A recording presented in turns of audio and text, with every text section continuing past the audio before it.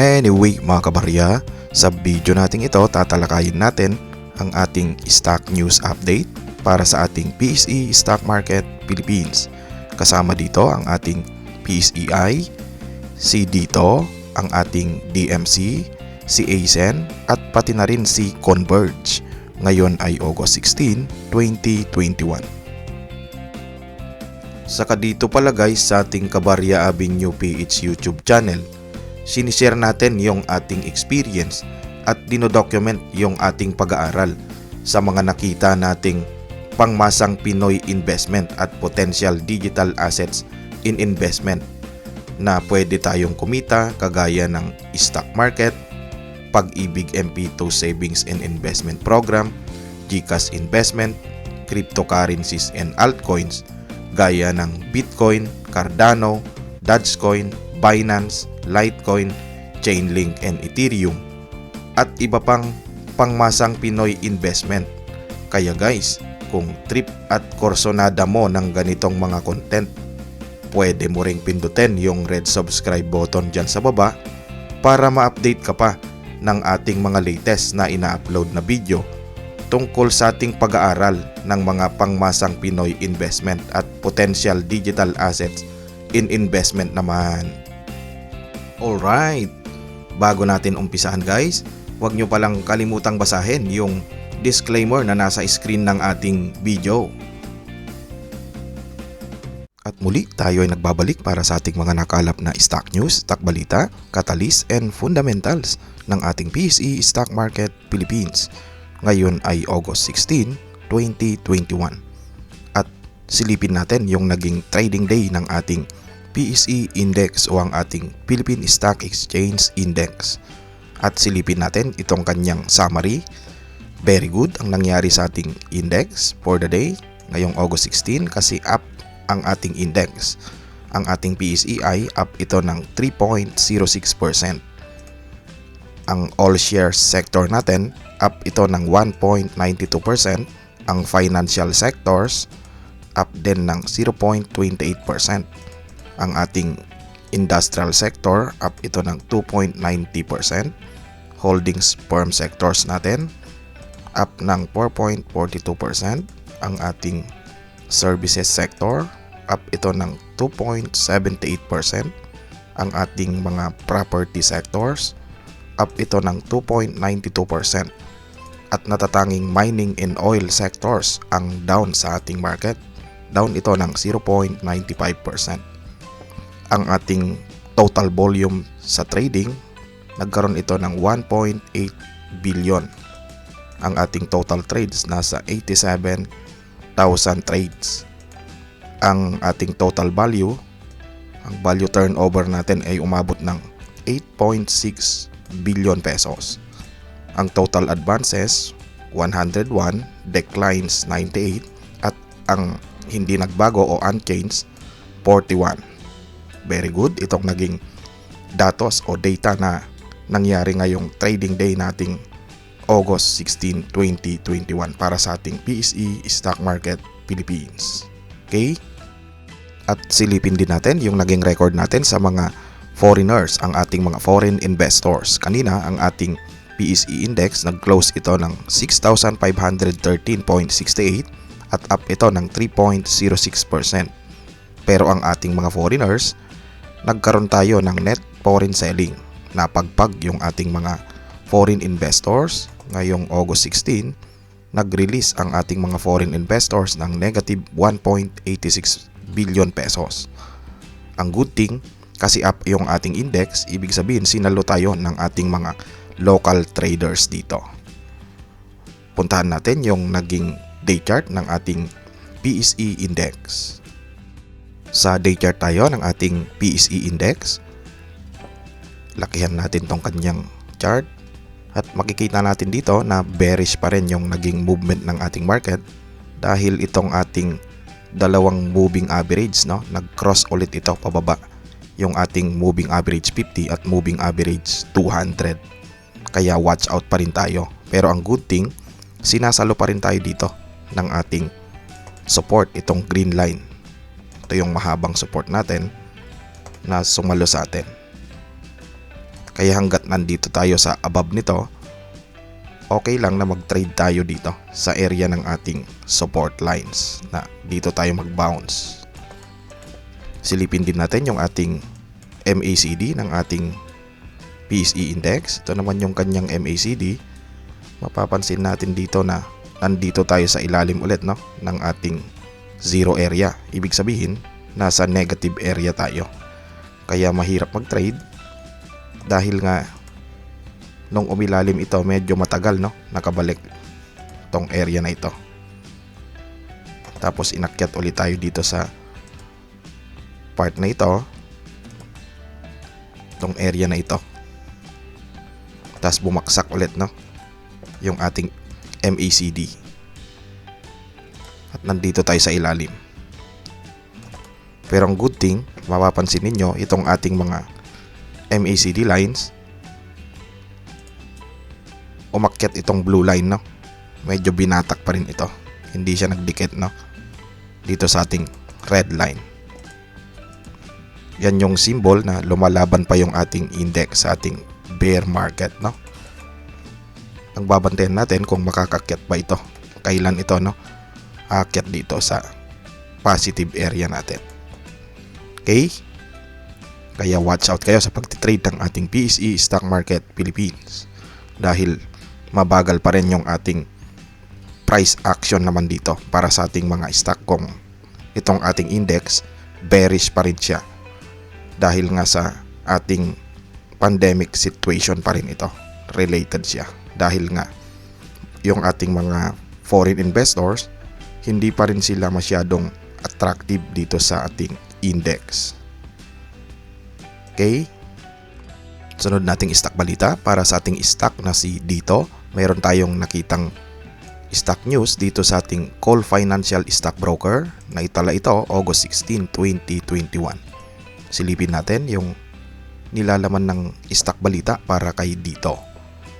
Ang topic nito, testing phase of Dito's broadband service begins. Nagsimula na yung testing phase ng broadband para sa services ng ating Dito CME Holdings.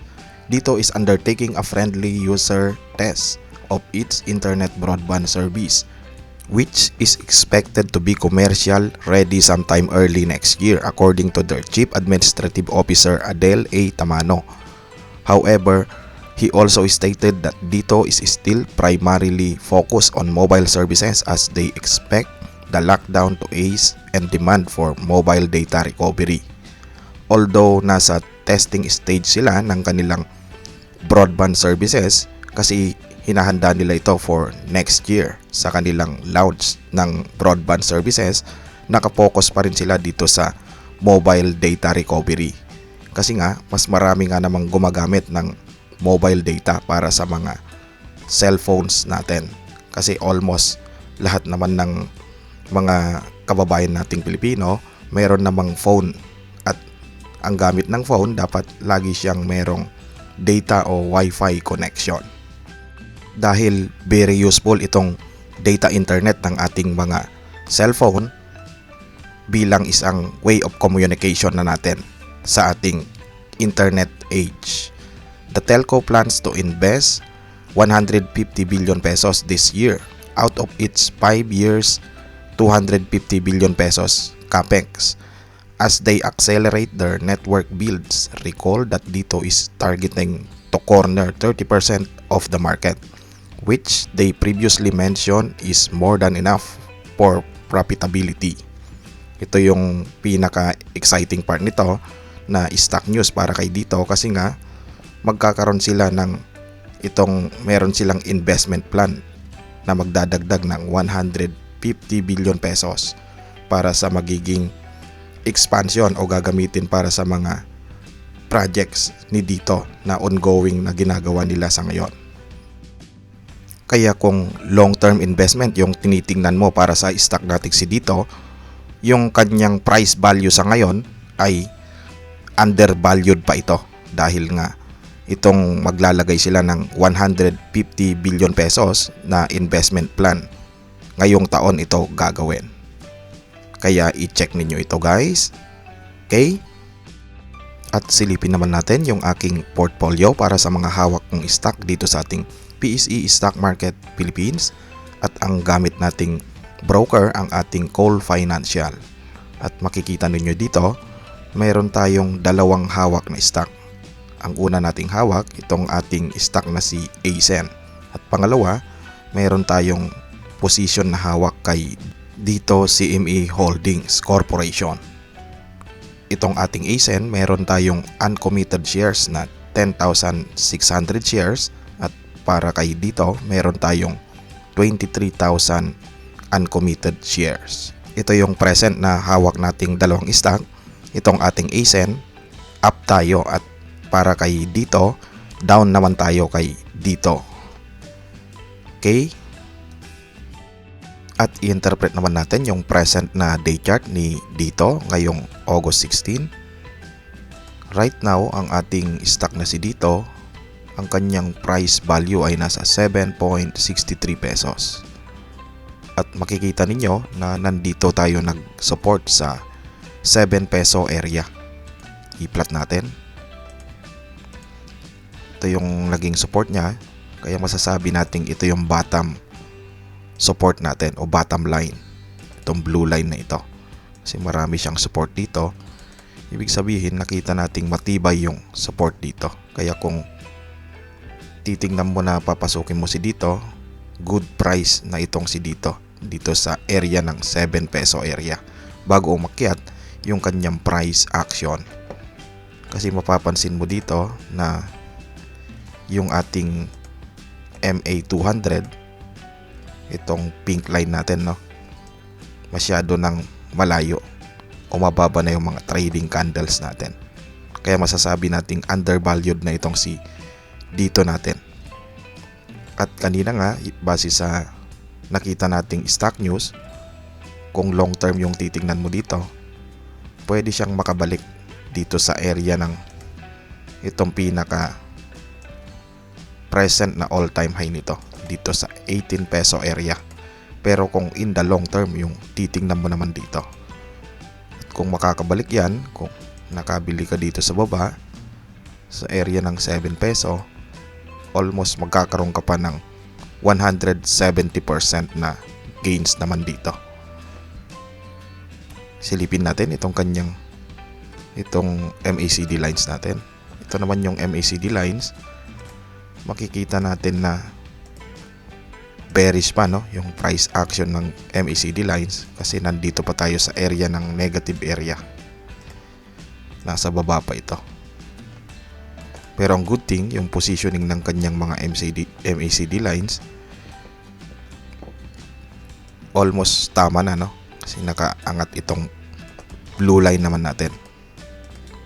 At yung red line, nandito sa ilalim siya. Ang aantayin na lang natin kung kailan ito makakatawid dito sa positive area o above zero. Kaya maganda na yung yung pumick up dito sa area, dito sa area ng 7 peso area. Okay? At kasunod nating stock balita, nanggaling naman sa ating business world, at ito na si DMC. Ito ay naitala August 16, 2021. At ang topic nito, DMCI unit to build 800 million pesos solar diesel plant. Silipin natin yung laman ng stock balita ng ating DMC.